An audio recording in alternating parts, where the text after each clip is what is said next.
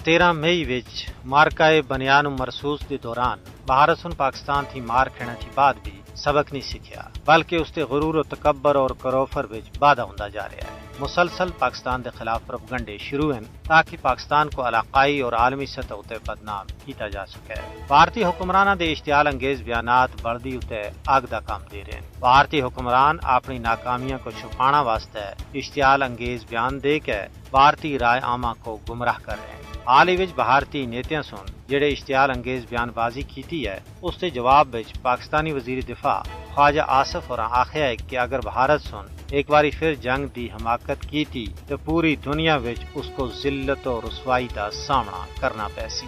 Pakistani parliament دے باہر media نال گل کت کردے ہویا وزیر دفاع خواجہ آصف اور آخیا ہے کہ بھارت سن پہلا جڑی اشتعال انگیزی کیتی آسی اس دا حشر ساری دنیا سن دکھیا اور اس دی عزت خاک وچ مل گئی۔ اگر وہ دوبارہ ہیجی حرکت کرسی تو ہور زیادہ ذلیل و رسوا ہوسی۔ بھارت جیڑی حماقت دی کوشش کرنا چاہندا ہے اے انتخابی مرحلے اور سیاست دی وجہ نال اس دی ضرورت بن گئی ہے۔ تجزیہ نگاراں دا آخنا ہے کہ خواجہ آصف ہوراں دا بیان حقیقت تے مبنی ہے۔ بھارت اپنی عوام کو الو بنانا واسطے شکست کو چھپانا اور بھارتیاں دے سراں تے مسلط ہونا واسطے کسے دوئی حماقت دی کوشش کر رہا ہے جس دا خمیازہ اس کو ضرور بھگتنا پیسی۔ اس واسطے بھارت دے بدمست حکمراناں کو ہوش تے ناخن کرنے چاہیے۔